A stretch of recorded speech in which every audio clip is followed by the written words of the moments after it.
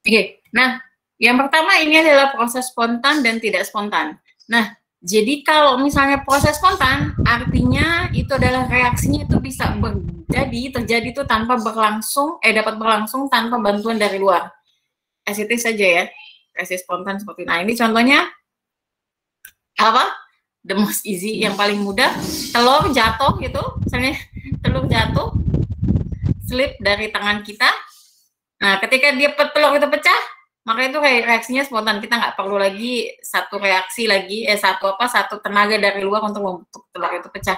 Nah, tapi ketika kita mau menggantikan si telur itu yang pecah balik lagi jadi telur yang bulat kayak gini, berarti itu nggak mungkin gitu ya. Itu suatu hal yang nggak mungkin. Tapi itu terlalu ekstrim. Tapi itu basically seperti itu. Jadi tidak mungkin kita bisa memasukkan telur gitu balik lagi ke situ. Mungkin bisa, tapi dengan disekatin segala macam gitu ya, dengan which is energinya akan jauh lebih besar untuk melakukan hal-hal yang tidak spontan ini ketimbang melakukan suatu reaksi yang spontan. Itu jadi pertamanya, kalian melakukan sesuatu reaksi yang spontan adalah sesuatu hal yang mudah, tetapi ketika kita melakukan suatu reaksi yang tidak spontan, contohnya adalah yang seperti ini, maka reaksinya adalah sangat susah gitu, sangat sulit sehingga energi yang diperlukan itu besar seperti itu. Ya, nah ada satu reaksi di mana salah satunya adalah reaksinya ketika spontan atau tidaknya itu bisa juga bergantung kepada suhu. Nah, ini adalah contohnya. Ya, ketika reaksi spontan, ya ketika es dikeluarin ke dalam dari kulkas gitu, kita keluarin ke suhu ruang, dia akan spontan ketika suhunya di atas 0 derajat Celcius ya, di atas titik leleh dari si es gitu. Nah, terus kemudian ada juga, tapi ketika ini dimasukkan ke dalam suatu lingkungan gitu ya, misalnya bukan, kalau di sini maksudnya pakai kulkas ya, kecuali kalau misalnya kita punya suhu salju ya. Nah, ini berarti ini dia dimasukkan ke dalam Erlenmeyer, misalnya dia dimasukkan ke dalam suatu kondisi yang memang si suhunya di bawah 0 derajat Celcius, maka reaksinya directly bisa berubah jadi air menjadi si es gitu ya. Sehingga reaksinya adalah suatu reaksi yang spontan di sini. Nah, ini juga bisa terjadi seperti ini. Ketika suhunya memungkinkan untuk terjadinya swing atau reaksi spontan yang berbolak-balik dari reaksi perubahan keduanya. Nah, ini bisa juga terjadi reaksi yang spontan di sini. Nah, yang ini biasanya kejadiannya di sini, kedua state-nya atau kedua kondisinya di sini adalah terjadi dalam bentuk yang equilibrium gitu ya. Tapi ini kedua equilibrium itu pada T sama dengan 0 derajat Celcius basically. Ketika misalnya kita ingat yang di sini,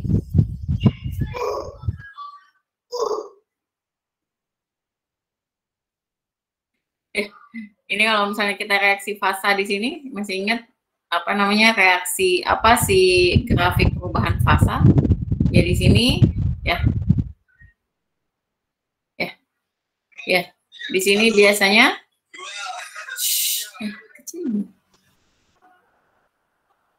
di mana, sebentar ya.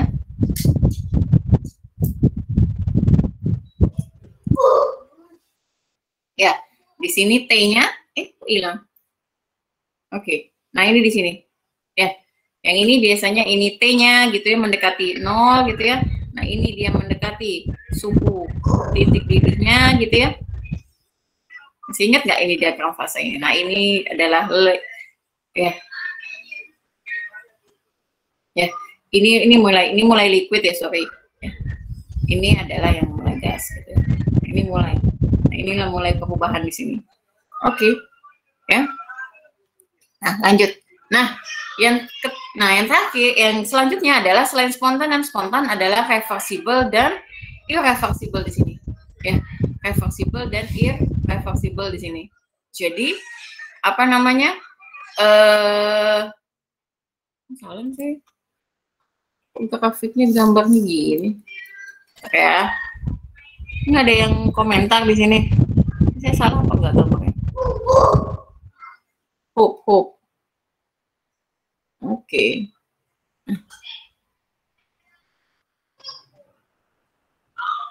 Ya. Oke. Nah, ini segini aja. Ini ya. Mulailah di sini ya. Oke. Nah, lanjut. Yang ini adalah proses reversible dan irreversible. Nah, reversible ini artinya tadi ya, suatu proses dia bisa balik lagi ke arah semula tanpa meninggalkan sisa di lingkungan, tapi basically dia adalah idealisasi suatu proses gitu ya. Nah, di alamnya juga masih agak-agak ini apa namanya, masih tidak bisa ditemukan juga di alam. Nah, dinyatakan sebenarnya itu untuk mempelajari suatu sistem. Jadi di basically termodinamika itu kita belajar kita belajar itu sebenarnya banyak hal-hal yang memang merupakan postulat atau kesepahaman dari ilmuwan gitu ya. Tapi kalau misalnya ditemukan di alamnya itu tidak ditemukan secara as it is lah, bisa dibilang seperti itu. Jadi perumpamaan itu seperti reversible dan irreversible, salah satunya itu adalah sebenarnya merupakan suatu konsensus gitu ya, konsensus dari ilmuwan sehingga kita bisa lebih mudah untuk mempelajari satu sistem. Nah, itu bisa dibagi ya, bisa dibagi sebagai internally reversible, externally, atau totally reversible. Tapi sekarang kita belajarnya tentang versi reversible aja, yang satu jenis saja, ini dianggapnya umum aja nanti yang kita pelajari. Nah, selanjutnya selain proses reversible ada juga yang kedua yaitu irreversible, yaitu di mana dia hanya terjadi gitu ya atau bergerak ke satu arah ya, makanya panahnya kadang-kadang yang seperti ini ya.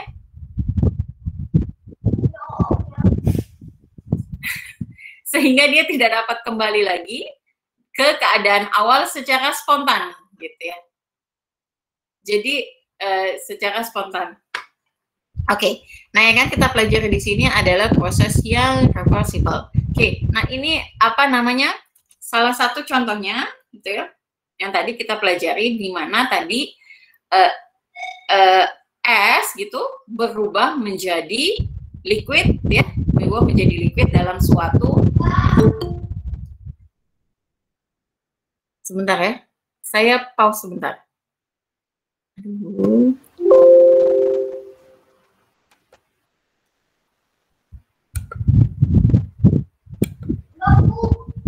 Iya.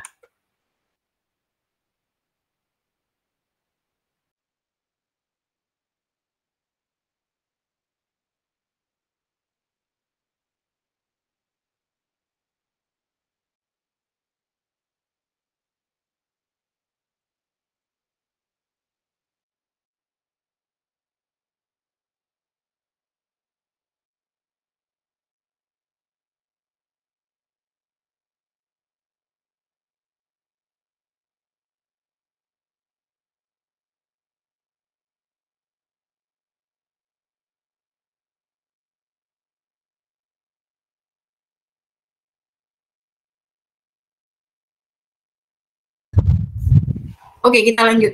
Aduh, ada aja deh. Nah, jadi salah satunya adalah yang apa namanya, yang menentukan gitu ya, reversibilitas kemampuan reversible atau irreversible-nya itu adalah besaran termodinamikanya yang akan menentukan itu adalah si entropi. Nah, ini kalau misalnya kita lihat gitu ya. Nah, entropi ini, entropi itu menggambarkan di mana arrangement dari satu molekul gitu di dalam struktur gitu. Nah, ini contohnya adalah es gitu ya. Pada es gitu, reaksinya karena solid, biasanya strukturnya itu kan ketika ketika suatu molekul itu solid, basically adalah pengaturan posisi dari atom-atom di antara molekul itu yang teratur sehingga membuat strukturnya menjadi rigid gitu ya. Nah, ketika strukturnya itu ketika fasenya itu cair gitu ya, itu menggambarkan bahwa jarak antara molekulnya itu tidak lagi teratur sehingga dia bisa bebas bergerak, sehingga menyebabkan terjadinya fasa si liquid. Nah, pada saat dimana ketika susunannya itu teratur gitu ya, makanya ada satu besaran termodinamika yang disebut sebagai entropi, di mana entropinya itu adalah kecil gitu. Karena entropi itu tadi menggambarkan ketidakteraturan posisi dari si masing-masing atom ini. Ketika suhunya rendah, di mana entropinya kecil, maka si atom-atom ini berada dalam posisi yang teratur, gitu ya, pada dalam posisi yang teratur. Nah, ketika dinaikkan temperaturnya, T-nya dinaikkan, gitu ya, T-nya dinaikkan, maka si air, maka ketika air berada dalam fasa liquid, dia mengakibatkan bahwa si susunan atomnya tidak lagi berada pada pada struktur yang teratur. Oleh karena itu, gitu ya, bisa dibilang bahwa entropinya juga mengalami peningkatan. Dan selanjutnya sampai dengan fasanya mencapai fase gas, di mana entropinya maksimal di sini, gitu ya. Entropinya semakin besar di sini karena tadi susunannya semakin tidak teratur, gitu ya. Kalau misalnya bisa kita lihat seperti itu. Nah, ketika fase ice, ketika fasenya es, gitu ya, bisa dibilang ketika dia dipegang, ini kan sebenarnya ketika susunan ini teratur, maka masing-masing itu ada tangan-tangan, anggaplah ada tangan imajiner yang memegang, si masing-masing itu ada tangan-tangan imajiner yang memegang masing-masing atom tetangganya, gitu, sehingga susunannya menjadi teratur. Sehingga motionnya atau pergerakannya itu restricted, hanya terbatas kepada vibrasi aja. Vibrasi itu artinya dia bergerak pada suhunya pada tempatnya sendiri, jadi cuma bergetar gitu, either ke kiri atau ke kanan, layaknya apa? Layaknya gas gitu ya, layaknya pegas, gitu. Layaknya suatu pegas. Jadi bervibrasi gitu, sehingga microstates-nya itu bisa dibilang sangat minimal. Nah, ketika berubah nih, ketika suhunya dinaikkan gitu ya, si gerakannya bukan lagi bisa melakukan vibrasi karena tangan-tangannya udah mulai ini ya, sudah mulai melemah, jadi dia bisa melakukan yang namanya vibrasi dan juga rotasi. Dan kemudian ditambahkan satu pergerakan, dia bisa juga bergerak secara translasi, gitu ya. Translasi itu berpindah, kalau vibrasi itu dia bergetar, gitu ya. Kalau rotasi itu artinya dia berputar pada suhunya, gitu. Sehingga keadaan mikronya dia menjadi lebih besar. Nah, dan begitu juga ketika dinaikkan temperaturnya, gitu, maka si molekul ini itu akan spread out atau berputar, menyebar gitu, sehingga tidak independen kepada yang lainnya, sehingga dia memiliki complete freedom untuk translasi, vibrasi, dan rotasi. Ya. Jadi kayak gitu. Jadi kalau misalnya keadaannya mau dikembaliin, ya, mau dikembaliin ke arah sana gitu ya, maka bayangkan berapa energi yang diperlukan untuk memegang, untuk arrange si molekul-molekul yang udah berantakan ini kemana-mana, yang bergeraknya udah sangat acak ini menjadi molekul yang seperti ini gitu ya, molekul yang molekul yang teratur seperti es ini. Jadi bisa dibilang entropinya, jadi untuk yang spontan gitu ya, untuk keadaan spontan, entropinya itu adalah apa? Adalah sesuatu yang positif. Oke, nah ketika seperti saya umpulin tadi, bahwa si entropi itu merupakan fungsi keadaan gitu ya. Jadi dia hanya bergantung gitu ya pada akhir zaman awalnya saja, dan tidak bergantung kepada jalan dan mekanisme yang ditempuh gitu. Nah, sehingga delta S-nya merupakan S final dikurang S initial. Kalau dalam kasus ini tadi karena cuma terjadi perubahan transisi dari fasa ya, perubahan fasa dari S gitu ya menjadi air gitu ya, menjadi cair, jadi tidak terjadi reaksi. Jadi yang dipakai itu cuma S final minus S initial gitu ya. Nah, di mana ketika terjadi pada sesuatu yang isothermal nanti, maka nilainya itu bisa dihitung gitu ya, sebanding dengan Q reversible. Makanya kemarin kalau misalnya kita kemarin kalian bahas, kalau dulu Q-nya apa? Dulu taunya MC delta T gitu ya.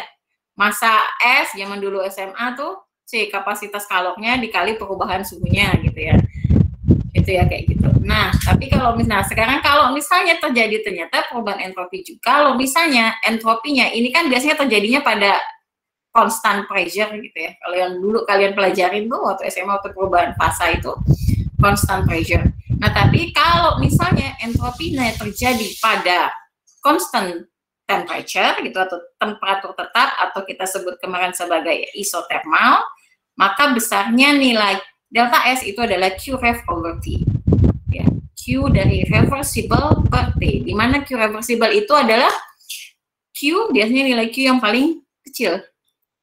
Nah, basically ada apa namanya kalau misalnya itu kalau tadi kan terjadi nih, kalau yang tadi pelelehan itu basically terjadi pada temperaturnya, kalau misalnya temperaturnya berbeda. Tapi ternyata terjadi juga karena memang ada kesetimbangan tadi ya, ada kesetimbangan antara titik leleh gitu pada penguapan gitu ya, titik leleh dan uap gitu. Titik leleh, kalau misalnya tadi dari grafik yang di sini, nah basically di sini kan temperaturnya tetap ya, temperaturnya tetap. Nah, di mana pada temperatur tetap ini kan terjadi apa kesetimbangan antara fase cair dengan fase uapnya. Gitu. Nah, ini ketika terjadi seperti ini berarti namanya delta H-nya, delta apa namanya prosesnya disebut sebagai fusion ya, fusion. Di mana berarti nilai delta S-nya adalah Qref over T. Nah, kalau misalnya instead of pelelehan yang terjadi, tapi yang terjadi adalah ekspansi gitu ya. Ekspansi misalnya yaitu perubahan dari apa?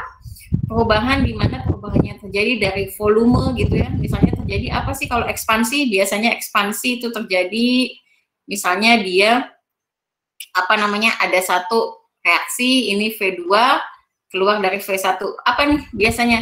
Biasanya paling mudah adalah kalau misalnya kita ngobrolin ekspansi adalah ini. Apa buka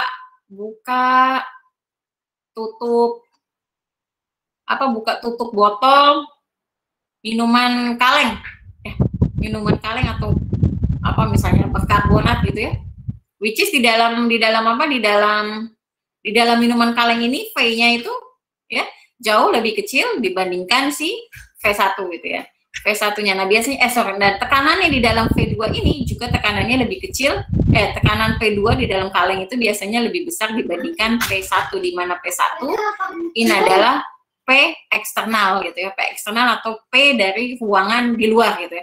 Ketika klip ini dibuka, klip dari kaleng ini dibuka, maka kalau misalnya anggapannya gitu ya, bukannya tutup yang nggak bisa bergerak kan, kalau misalnya tutup apa itu karbonat kan dia nggak bergerak di sini ya. Apa namanya nggak bisa bergerak gitu. Anggapannya kalau ini adalah piston, maka ketika ini dibuka gitu ya, piston yang bisa bergerak nih, tutupnya bisa turun naik gitu, tutupnya bisa turun naik, maka bisa dibilang ketika si cap ini dibuka, si plugnya ini dibuka, maka dia akan against the si tekanan yang ada di dalam sini tuh kemudian akan bisa menggerakkan si P2 di dalam sini sehingga bisa akhirnya nanti tekanan yang di dalam itu sama dengan tekanan yang di luar, sehingga nah ketika proses ini terjadi maka persamaan yang kita bisa gunakan untuk menentukan delta S dari sistem itu adalah Q reversible over T.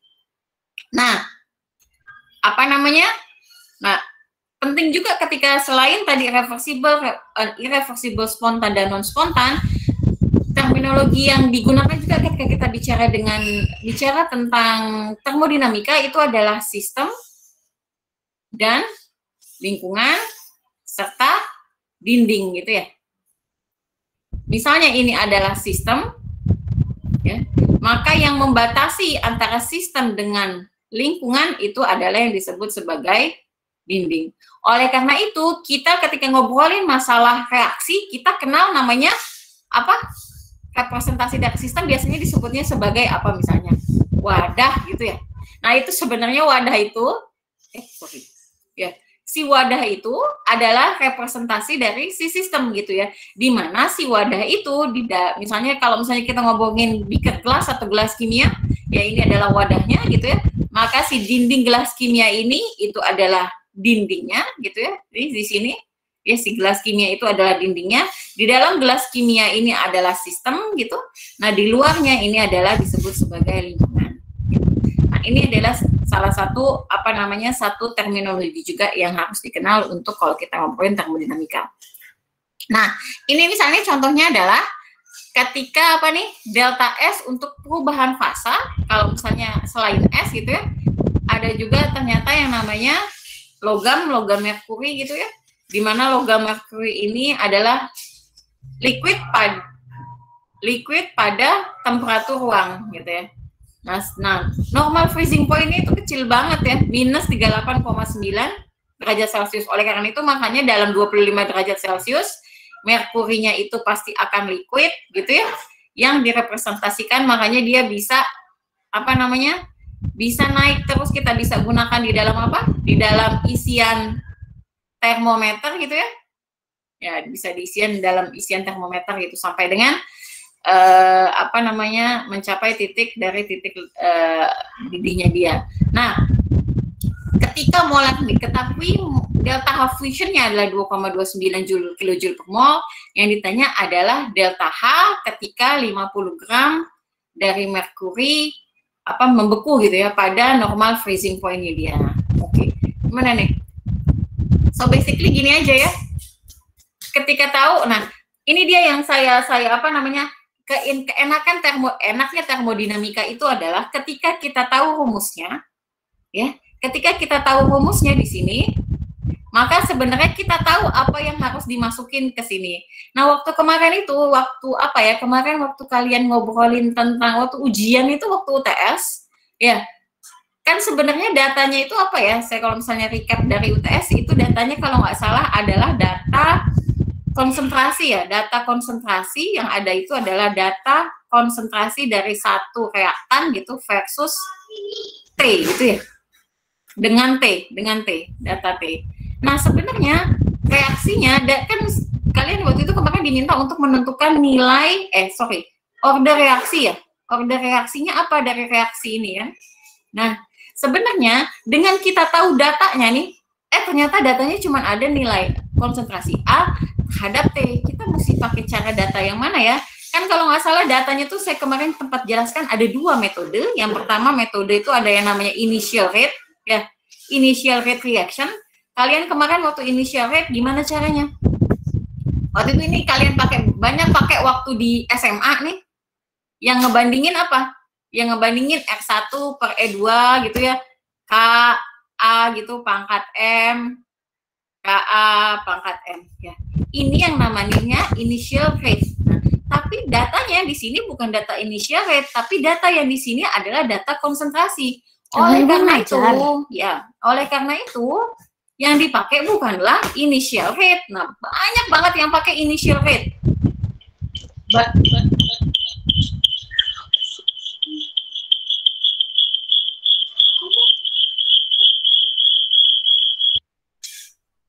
Jangan diganggu. Iya.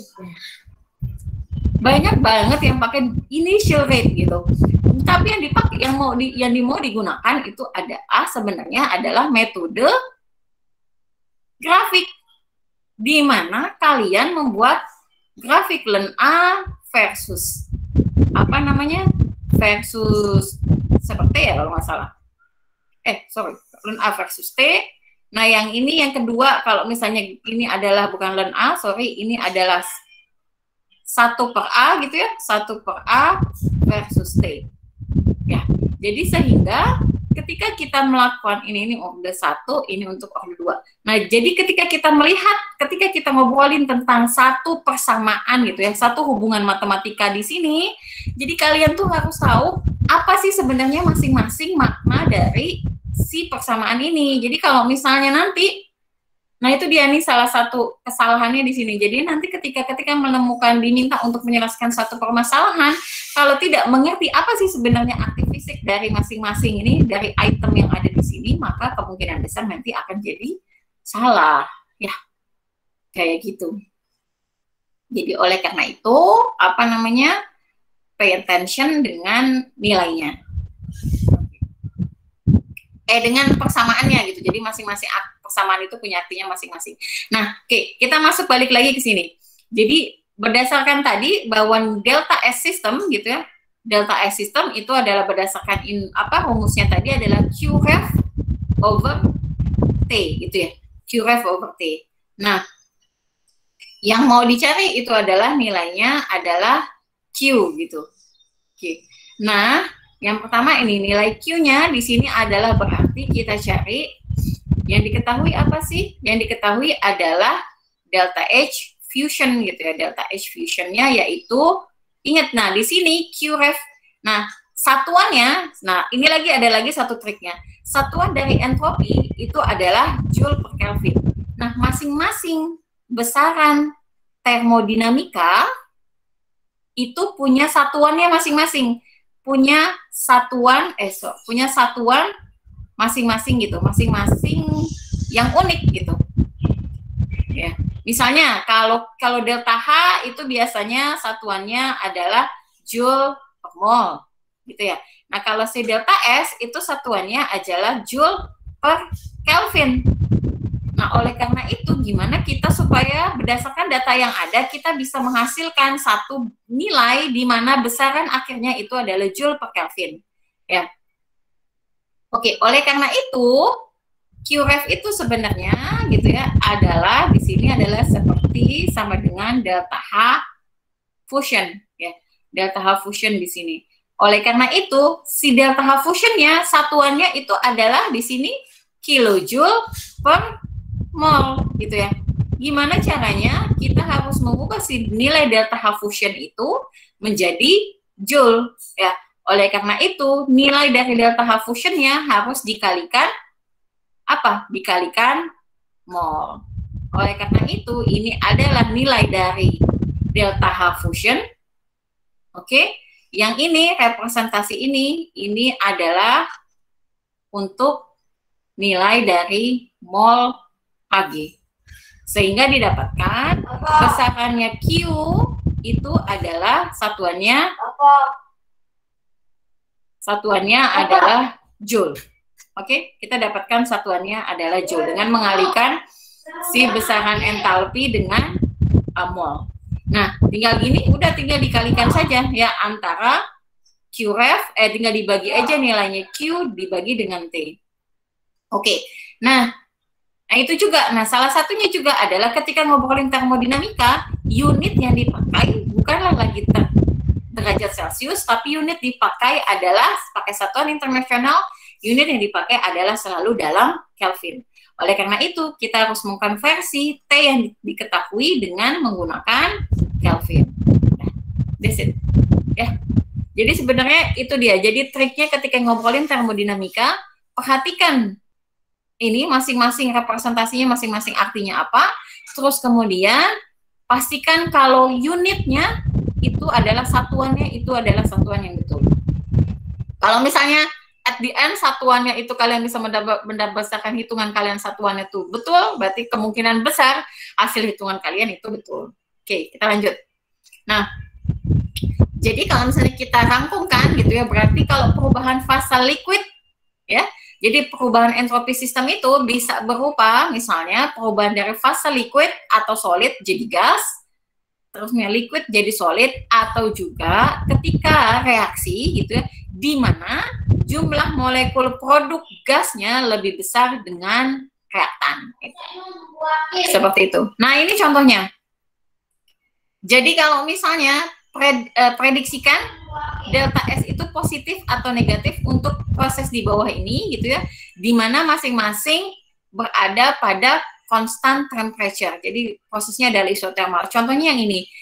Kalau misalnya tadi ya, kalau misalnya urutannya dari entropi, S dari entropi solid itu apa? S ya, sorry. Itu lebih kecil dari entropi liquid dan lebih kecil dari entropi gas. Ya. Oke, kalau misalnya kita lihat di sini yang A ya, dari liquid berubah jadi gas. Jadi perubahan entropinya yang produk gitu ya. Misalnya ini 1 itu nilainya, ini 2, ini 3 gitu misalnya.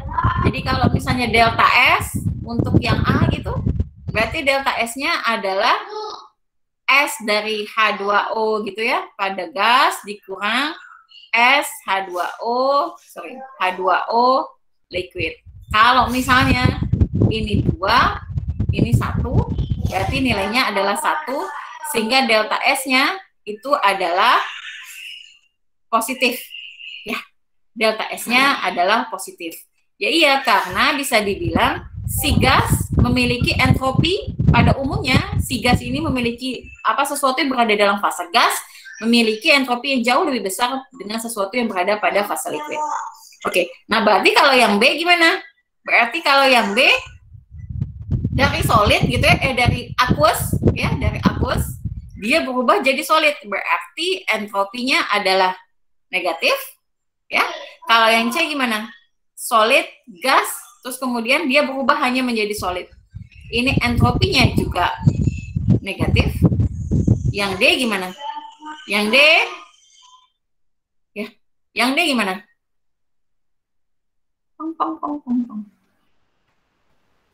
Siapa yang bisa jawab yang D? Oke, siapa yang jawab? Ajeng, gimana Jeng? Kalau yang D gimana? Halo? Ajeng?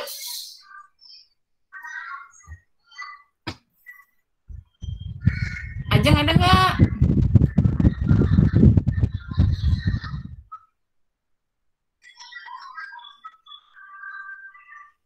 Ajeng nggak ada ya? Tapi ada nih online.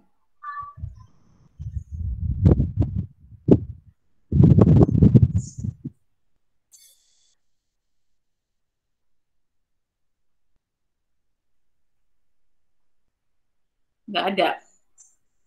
Oke. Nova. Yang D gimana Nova? Kok ada nggak? Lu dua orang nih nggak ada. Oh left. Ini saya panggil kok left. Nova jaringannya jelek Bu. Oh. Oke. Yeni. Nggak ada juga. Yeni. Banyak yang jelek nih. Ya siapa yang mau jawab lah yang D? Apa kalau yang D?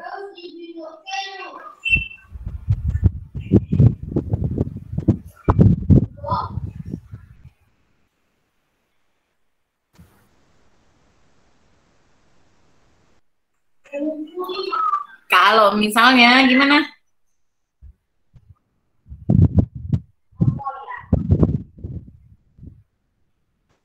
Minus Bu. Minus kenapa alasannya? Siapa yang jawab tuh? Saya, Sania. Oke, kenapa Sania? Soalnya itu di reaksi sebelah kiri itu kan gasnya 2. Berarti ditambah, jadi lebih besar, S-nya lebih besar daripada yang di kanan. Yang di sebelah kiri? Kan ada 2 juga gasnya. Iya, kan yang sebelah kiri. Koefisiennya berpengaruh nggak Bu? Posisi gimana? Koefisien Kan ada 2 molekul juga. gimana? Kan ada 2 molekul juga.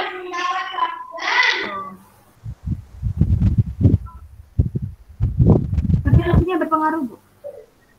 Ya, basically sih kalau misalnya dilihat dari jumlah molekulnya di sebelah kiri ini kan ada 2 molekul gas, sebelah kanan juga ada 2 molekul gas tapi 2 molekul yang sama. Tapi mungkin kalau misalnya ini mungkin kemungkinan besar dia adalah negatif ya.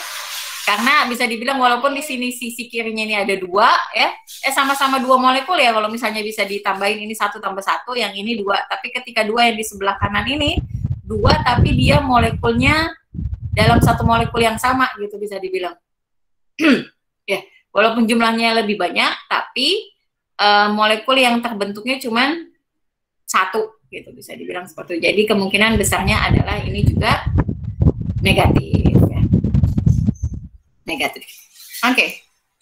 Nah, gimana kalau yang ini? Atasnya nomor A nih apa? Ini apa? Cepet ya. Ini adalah apa? Positif, negatif? Positif. Positif. Oke. Yang nomor 2? Yang B? Delta S-nya negatif. Yang ketiga? Yang C? Jelas ya. Negatif. Yang keempat, molekulnya sebelah kanan lebih banyak compare tuh yang sebelah kiri, berarti dia negatif. Oke. Nah, selain itu ada yang namanya entropi dari alam semesta. Waduh, alam semesta ribet nih. Entropi, basically adalah entropi alam semesta itu adalah penjumlahan gitu ya. Itu antara delta H dari sistem ditambah delta H, delta S dari surrounding. Kurang lebih seperti itulah penambahan seperti itu. Nah, kalau misalnya gitu ya, reversible proses gitu, delta H-nya itu adalah delta H sistem ya. Delta H sistem dikurang delta H kalau misalnya reversible proses, delta S universe-nya itu adalah 0, tapi kalau misalnya irreversible proses, delta H universe-nya itu adalah delta lebih besar dari 0 gitu.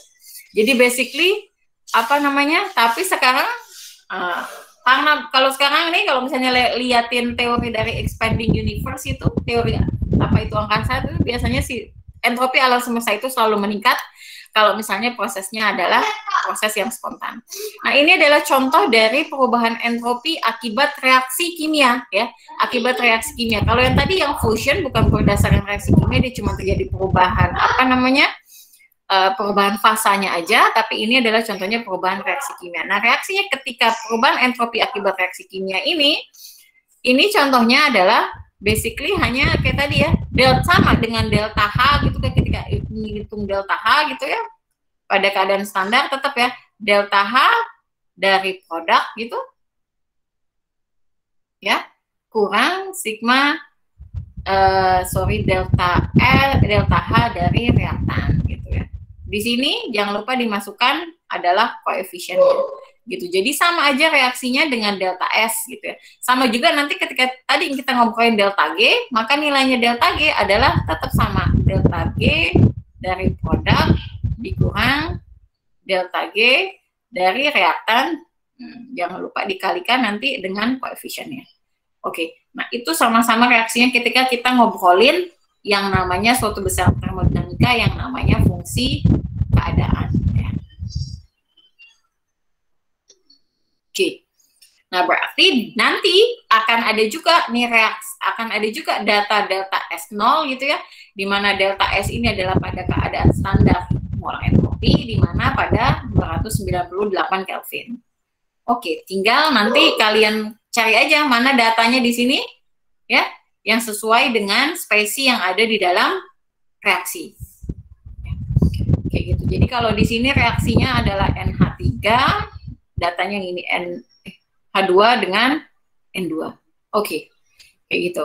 Nah, contohnya nanti kita coba cari gimana nih. Jadi perubahan kalau misalnya tadi reaksi yang tadi, gimana menghitung perubahan entropi totalnya. Nah, entropi total itu adalah, tadi kan ya penambahan dari entropi, kan tadi saya bilangnya penambahan entropi sistem ditambah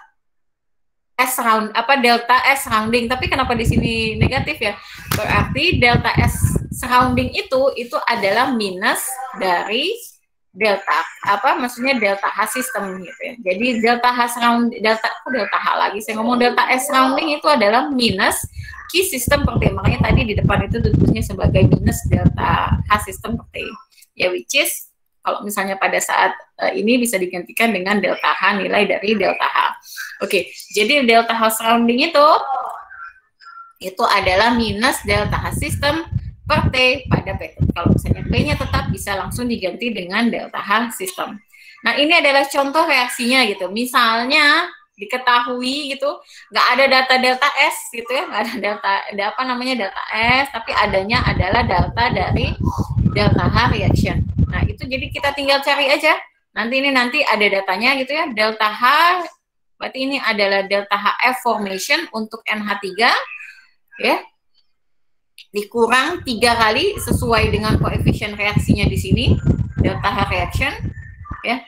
Dari delta H formation dari H2 dikurang delta H formation dari N2. Hasilnya adalah minus 92,38.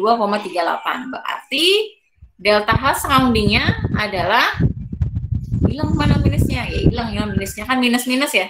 sebenarnya kan minus gitu. Jadinya makanya hasilnya positif. Jadi hasilnya adalah positif 0,310 Joule per Kelvin. Nah, delta H surrounding, delta S itu adalah satuannya Joule per Kelvin. Jadi kita bisa dapatkan bahwa nilai dari delta H surroundingnya adalah 310 Joule per Kelvin.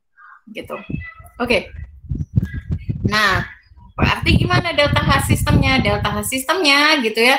Delta H sistemnya itu adalah delta S universe-nya adalah delta S sistem ditambah delta S surrounding. Nah, delta S sistemnya itu adalah tadi delta S sistem yang dihasilkan oleh reaksi yang ini. Nah, ini dia delta S sistemnya.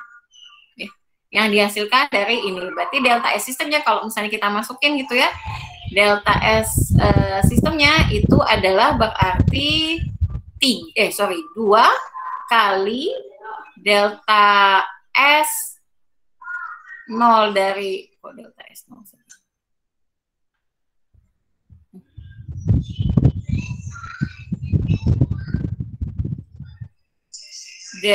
Dari delta S 0 dari siapa nih?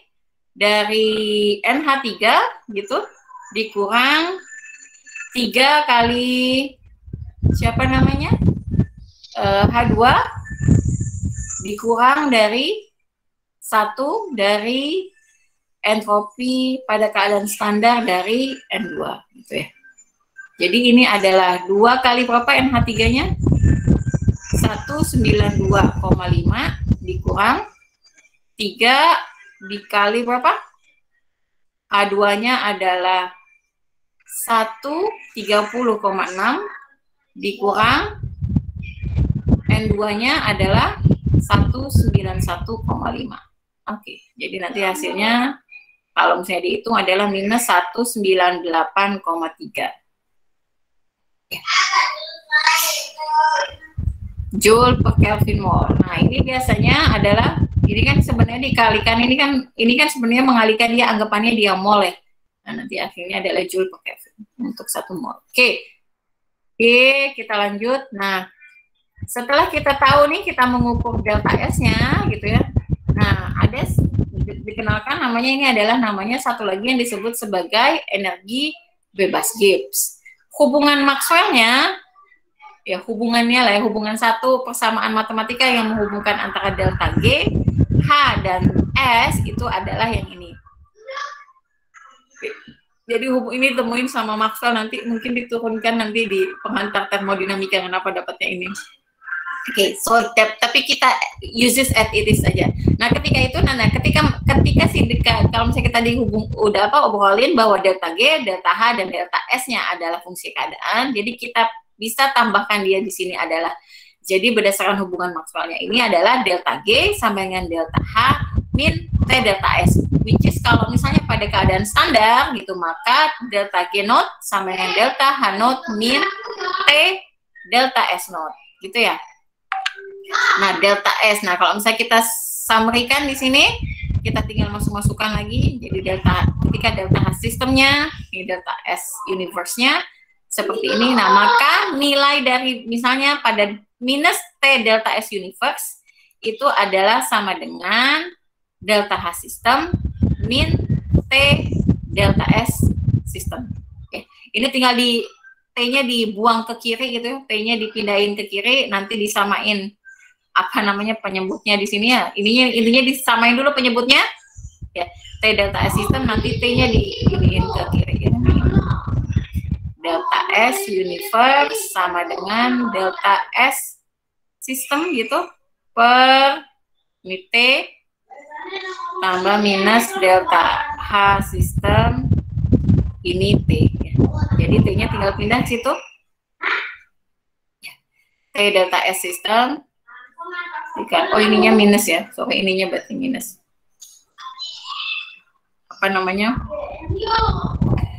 Minus dari T. Nah, ini tinggal dipindahin ke sini, nanti hasilnya adalah yang seperti ini. Oke. Nah, kalau misalnya Kalau misalnya tadi ketika reaksi yang spontan itu delta S-nya basically adalah lebih besar dari 0, berarti kalau misalnya lihat hubungan ini, berarti delta G sama dengan delta H min T delta S gitu ya. Nah, ketika delta S-nya pada reaksi spontan ini adalah sesuatu yang lebih besar dari 0, maka either delta H-nya itu mau positif atau negatif gitu biasanya ketika dia dikurangin oleh sesuatu yang lebih kecil, lebih besar. Jadi kan ketika spontan ketika delta S-nya lebih besar dari 0, maka ketika bagian dia dikurangin sesuatu yang lebih besar, maka bisa dibilang delta G-nya untuk proses spontan adalah delta G-nya yang lebih kecil dari 0. Seperti itu. Gatel saya. Oke ya. Nah, itu dia di situ. Jadi ketika reaksi spontan maka delta G-nya itu haruslah delta G-nya lebih kecil dari 0. Gitu. Nah, bisa dibilang seperti itu. Ya, jadi keberadaan dari delta G itu juga salah satunya kalau misalnya kita hubungkan dengan tetapan kesetimbangan, dengan reaksi kesetimbangan, ketika delta G-nya itu sama dengan 0 gitu ya, maka reaksinya itu adalah dalam bentuk kesetimbangan gitu ya. Reaksinya adalah dalam bentuk reaksi yang setimbang. Oke, kita lanjutkan. Nah, ini misalnya gimana kalau misalnya kita diminta untuk mengukur antara delta H, T, dan delta S gitu ya. Jika diketahui yang ini nilainya delta H-nya segini ya, ini cuma tinggal pakai ininya maksud aja ya. Delta G sama dengan delta H min T delta S. Ininya semua not. Oke. Tinggal ini aja ya. Berarti T-nya berapa? Tinggal delta H-nya berapa? 180 ya. Delta H-nya 180, delta S-nya 247 Kelvin dan T-nya adalah yang itu ya. Sehingga ketemu nilainya adalah 173,3 kilojoule. Nah, ketika delta H-nya adalah positif, maka bisa disebut bahwa reaksinya merupakan reaksi yang tidak spontan. Reaksi yang ini adalah tidak spontan pada suhu 298 derajat Celcius. Nah, itu salah satu cirinya lagi adalah ketika ngomongin termodinamika gitu ya. Nah, biasanya dia akan, karena reaksinya itu sangat bergantung sama suhu, maka masing-masing besarannya itu adalah besaran yang bergantung kepada suhu. Ya. Oleh karena itu spesifik masing-masing besaran ini adalah besaran pada suhu tertentu. Jadi ketika suhunya berubah, nanti reaksinya pun akan berubah. Oke, kita lanjut. Nah, jadi kalau misalnya kita nih ada data, ya, ada data yang ini, misalnya reaksinya P4, fosfor dalam keadaan bebas adalah P4 dalam bentuk gas, ditambah dengan gas klorin, ya, menghasilkan PCl3, 4PCl3. Nah, terus kemudian misalnya dihitung reaksinya gitu ya, misalnya pada 298 Kelvin. Nah, ketika kita lihat di sini delta G reaction-nya itu adalah 4 ya, sama nih ya. Pakai dengan sama dengan kita mengukur delta H reaction di mana G-nya itu adalah, bentar ya, saya tutup pintu dulu.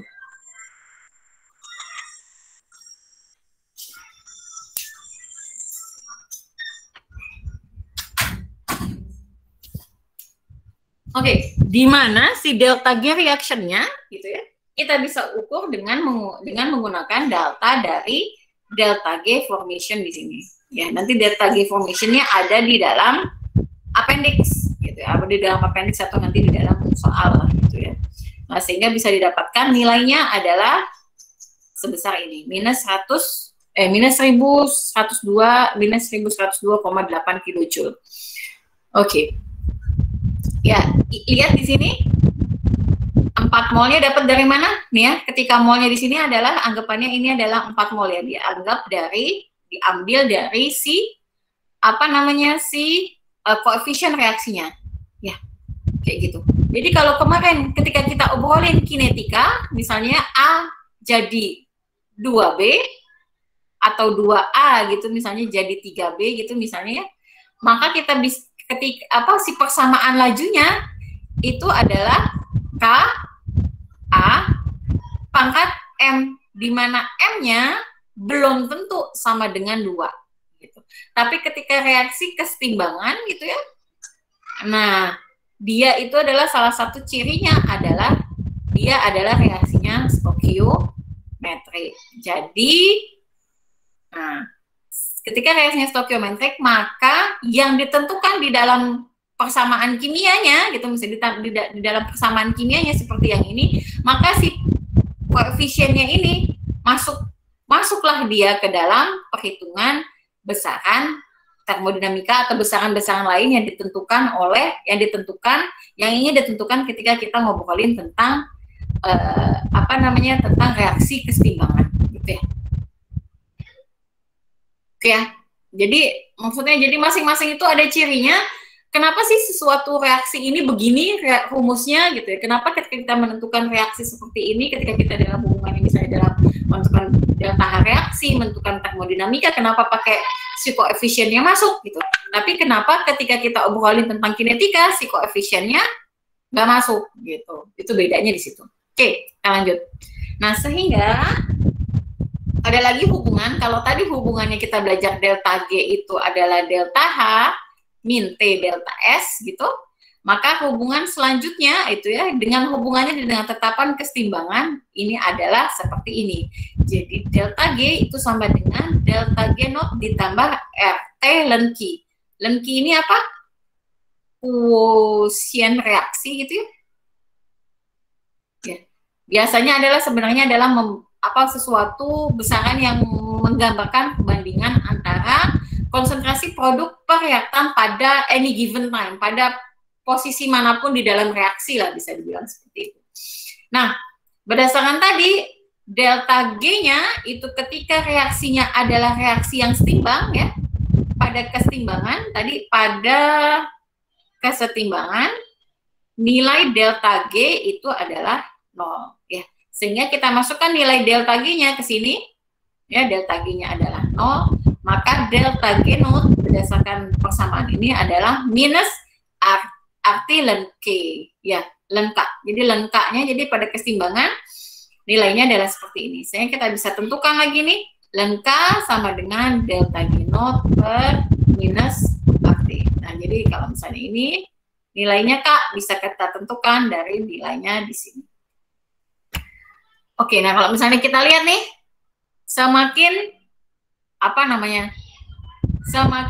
ini kan kalau misalnya ke atas, berarti kan kalau ke bawah nih berarti reaksinya adalah delta G-nya berdasarkan nilai delta G-nya makin spontan ya, reaksinya spontan karena delta G-nya makin ke bawah ada delta G-nya makin negatif. Sehingga kalau misalnya kita lihat nilai K-nya kalau semakin spontan maka nilai K-nya tetapan kesetimbangannya adalah tetapan kesetimbangan nilai K-nya semakin besar ya. Nilai K-nya semakin besar. Jadi itu adalah hubungannya masing-masing ketika hubungannya antara delta G dan K. Jadi semakin spontan suatu reaksi, maka nilai ketetapan kesetimbangan reaksi tersebut adalah semakin besar gitu. Jadi makin mudah terjadilah bisa dibilang seperti itu. Oke. Nah, ini adalah contohnya. Ini sebenarnya cuma contoh untuk mengukur K aja ya. Nah, skip. Oke. Nah, ini adalah contohnya tadi. Kalau misalnya, nah, jadi nanti kita ngomongin prediksi-prediksian nih. Seberapa besar, ketika kita, kalau misalnya menghitung kan sebenarnya mudah gitu ya. Kalau menghitung asalkan tahu rumusnya mudah. Tapi kalau misalnya gimana, kalau misalnya kita ditanya, tapi nggak ada hitung-hitungannya, tapi kita diminta untuk memprediksikan kalau misalnya terjadi penurunan entropi pada suhu, misalnya entropinya negatif atau entropinya positif gitu ya, tapi nggak ada datanya, gimana nilai delta G-nya seperti apa. Nah, ini disamerikan, diringkaskan di dalam data yang ini. Ya, misalnya ini adalah nih contohnya 2O3, 2 ozon gitu ya, ozon terdekomposisi jadi O2 gitu, 3 molekul O2. Nah, reaksinya, kalau reaksinya negatif, gini ya, reaksi entalpinya adalah di sini negatif. Terus kemudian, delta S-nya, sorry, delta S-nya itu adalah minus T delta S, berarti ketika ini apa? Minus T delta S, berarti entropinya apa nih kalau reaksi ke sini? Entropinya ke sini adalah entropi yang positif, gitu ya. Entropi yang positif, maka di sini nilai di sini apa Pak? Misalnya nih yang kasus nomor 1 ya, kasus nomor 1. Ini datanya negatif, gitu. Yang delta S-nya itu adalah positif, maka minus T delta S hasilnya adalah negatif, betul ya? Negatif. Nah, ini negatif dikali positif hasilnya adalah negatif. Oleh karena itu, besaran delta G-nya adalah pasti negatif. Gitu ya. Sehingga ketika besaran delta G-nya adalah negatif, bisa dibilang untuk reaksi yang ini, reaksinya adalah spontan pada semua temperatur. Jadi mau temperatur berapapun gitu, kalau reaksi yang itu reaksinya spontan pada temperatur apapun. Oke, ya gimana kalau kasus kedua? Nah, contohnya kasus kedua, misalnya, kalau kasus kedua itu misalnya delta G sama dengan delta H min T delta S. Oke, delta H-nya apa? Delta H-nya misalnya di sini adalah reaksinya kebalikan dari ini ya. Reaksinya kebalikan dari si reaksi yang pertama. Delta H-nya dapatkan adalah positif gitu ya. Nah, si delta S-nya bisa ditebak ya, delta S-nya adalah delta S-nya juga apa namanya?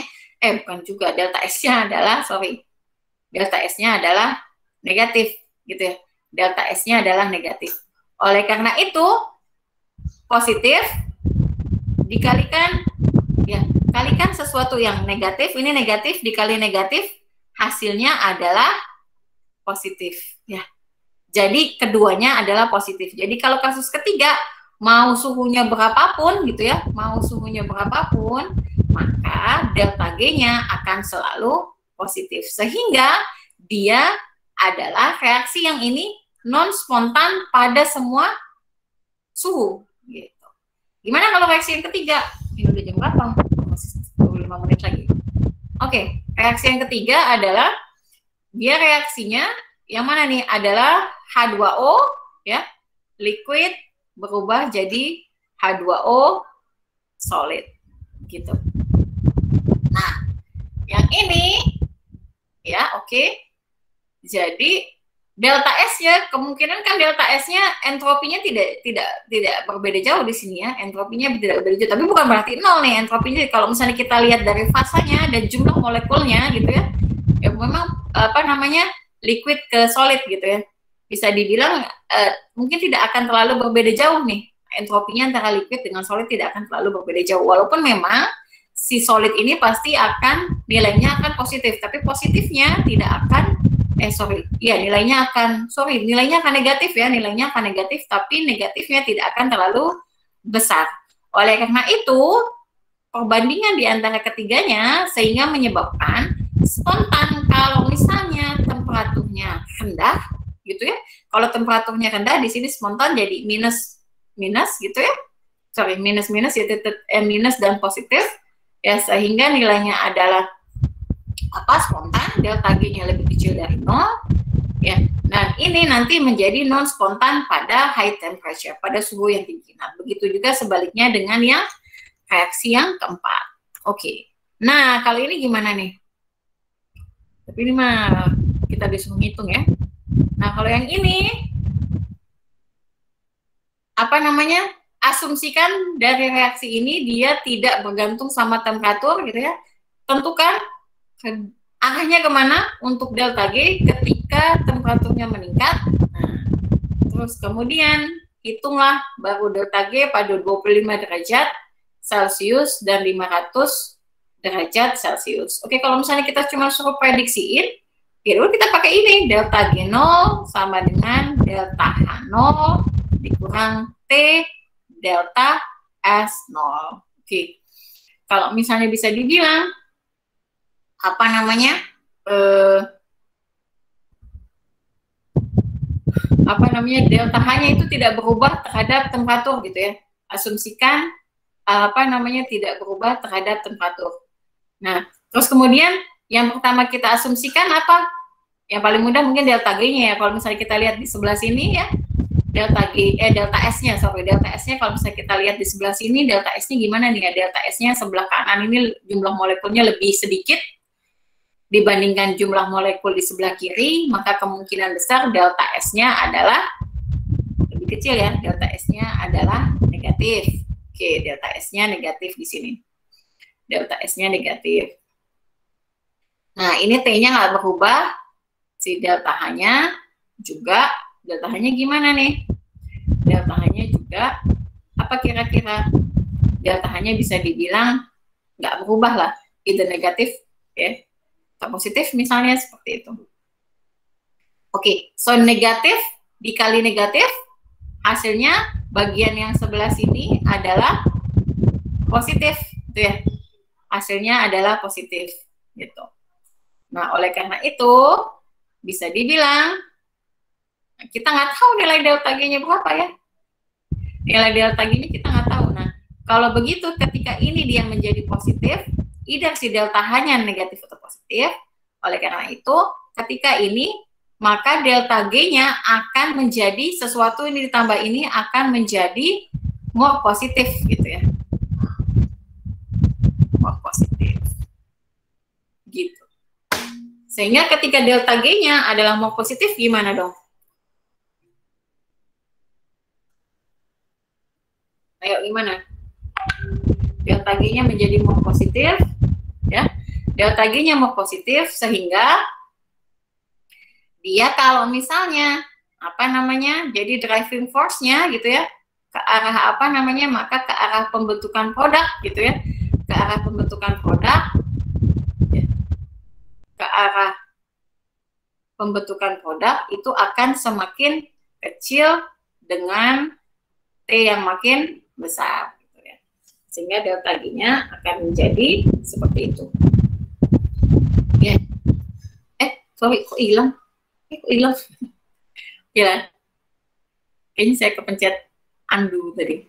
Oke, nah berdasarkan kalkulasi ini, delta H-nya itu adalah negatif gitu ya, dan delta S-nya adalah positif. Nanti bisa dihitung dengan menggunakan data yang ada di dalam apa namanya dalam tabel ini, cuma tinggal kalkulasinya aja.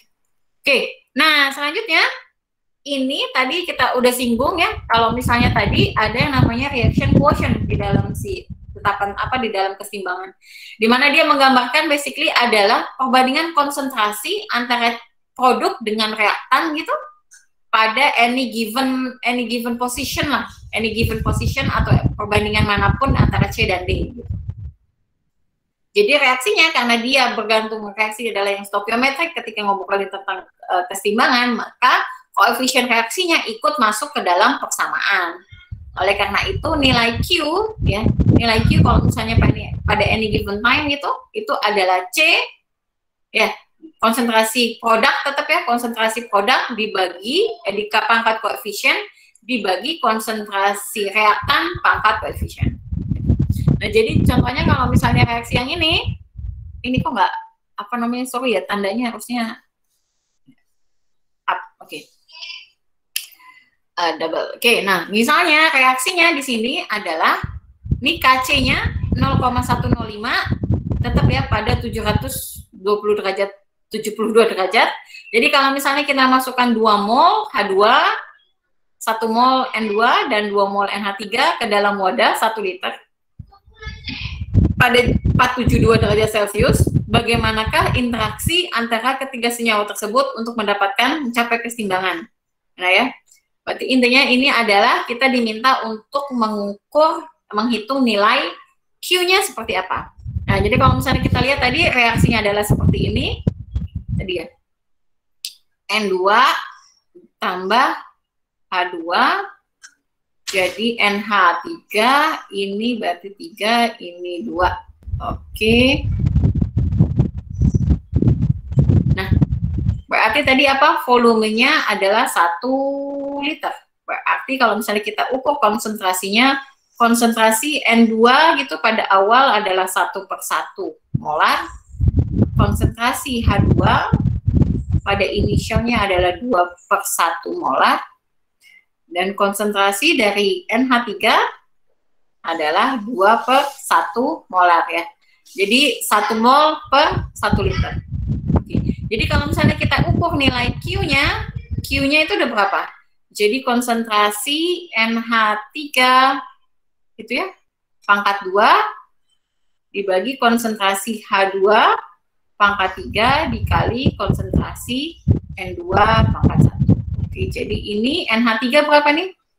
2 pangkat 2 dibagi 2 pangkat 3 dikali N2-nya 1.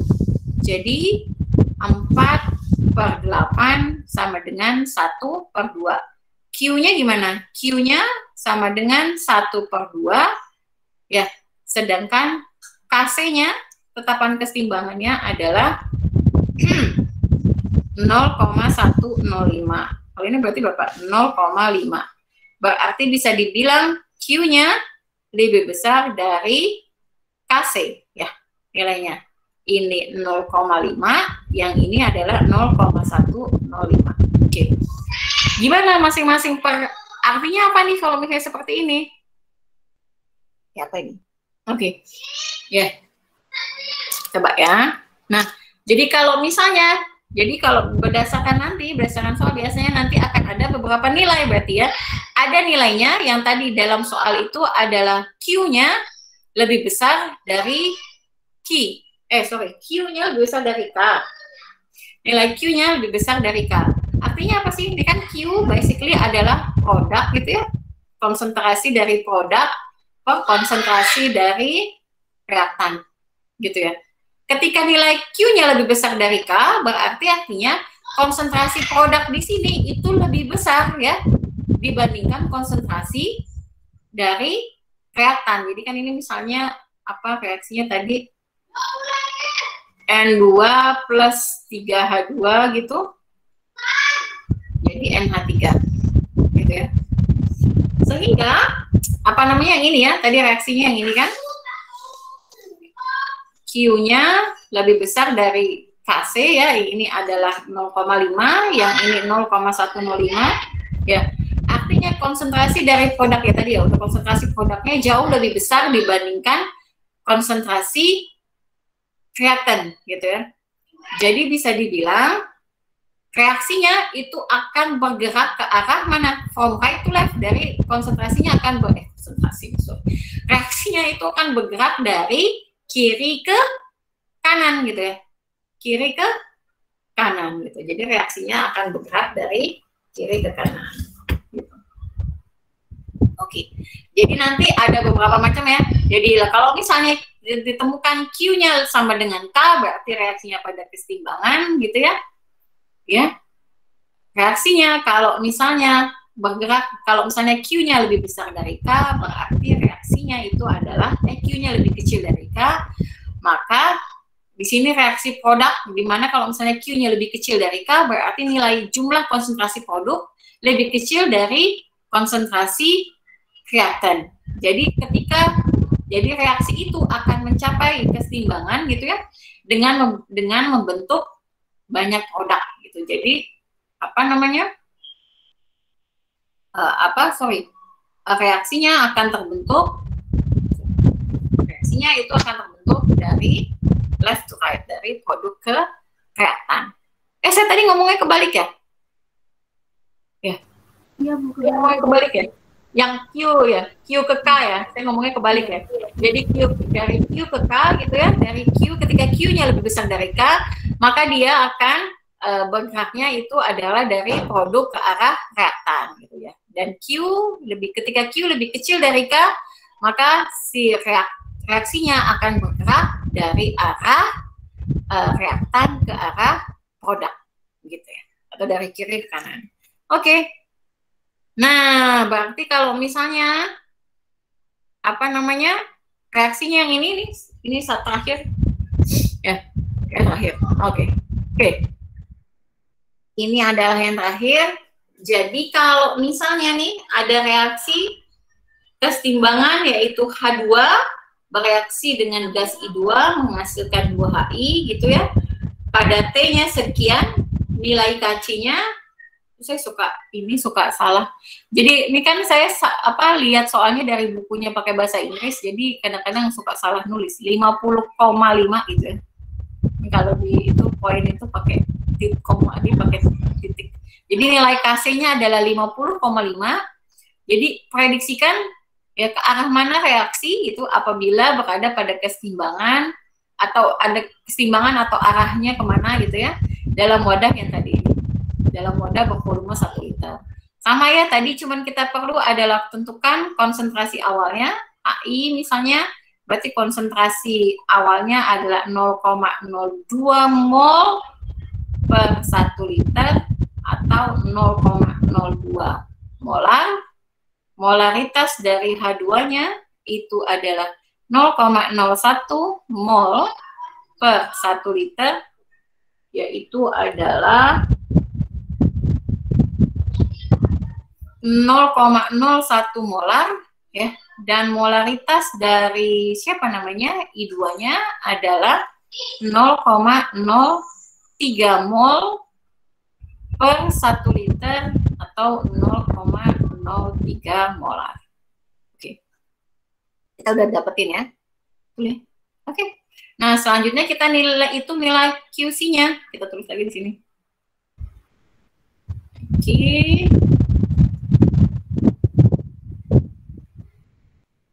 2HI.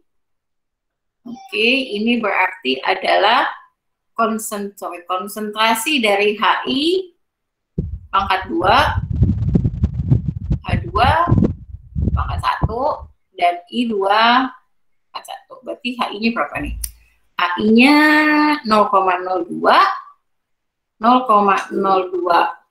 pangkat 2 gitu dibagi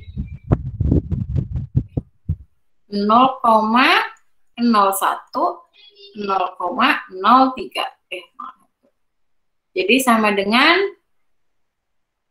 4/3 ya. Nah, 4/3 kali 10 pangkat betul ya? Ini adalah 4 kali 10 pangkat min 4 gitu. Yang ini adalah 3 kali 10 pangkat min 4. Yes. Berarti nilai QC-nya berapa? QC-nya sama ya, QC-nya ya. Kok hilang?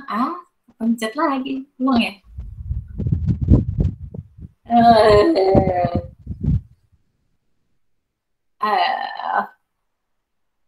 Ini apa nih? QC sama dengan 0,02 pangkat 2 itu 0,01 0,03. Oke. Ini berarti 4/3. QC-nya adalah 50,5. Berarti nilainya gimana? QC. Q-nya lebih kecil dari QC. Berarti apa? Jumlah mana? Jumlah apa namanya? Jumlah produknya gitu ya. Produknya jauh lebih kecil dari jumlah reaktan. Oleh karena itu,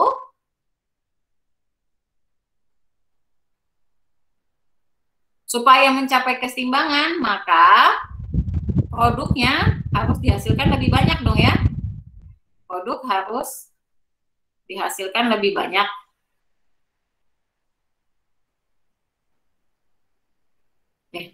Sehingga nanti jangan pakai si ya. Jawabannya kok pakai si. Sehingga kok gini. Sorry. Sehingga reaktan gitu. Sehingga reaktannya harus bereaksi lebih gitu ya. Harus bereaksi untuk jadi produk. Sehingga jadi kalau kayak gitu reaksinya harus berjalan dari arah reaksinya. Jadi reaksi, sehingga arah reaksi adalah dari mana? Dari left to right. Ya, berarti dari arah kiri ke kanan. Ya, oke. Oke, ada pertanyaan di sini? Nggak ada ya? Sip. Nggak ada pertanyaan ya? Nggak ada pertanyaan nggak? Kalau nggak kita akhiri pertanyaan kuliah kita kali ini. Ada pertanyaan? Nggak ada ya? Oke, kalau nggak ada pertanyaan. Nah, kalau nggak ada pertanyaan,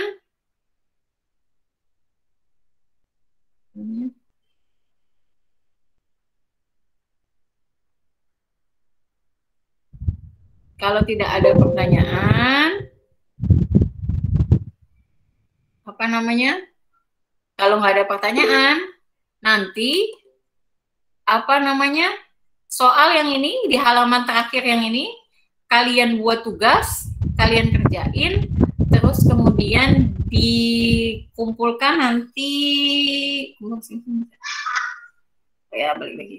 Dikumpulkan balik lagi ke sini. Dikumpulkan tanggal berapa? Minggu depan lah ya, seminggu. Tanggal berapa ya? Hari Senin itu tanggal berapa nih? Tanggal 7. Senin, tanggal 7.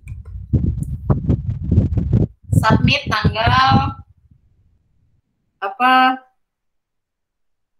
Submit tanggal 7 Desember.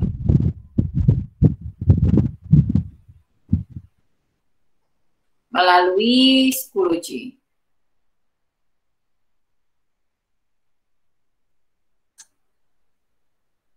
Oke. Ya, jadi kerjakan 2 latihan ini individu secara individual as usual. Submit dalam PDF. Ya, ditulis tangan. Oke. Tanggal 7 Desember. Apa namanya? Jam berapa ya? Jam 17. Oke, ya. Kalau tidak ada yang ditanyakan, kita akhiri.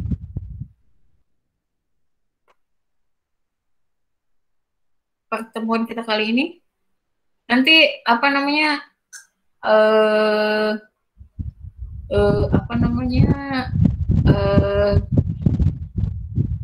Saya karena memang banyak yang keluar masuk ya tadi. Saya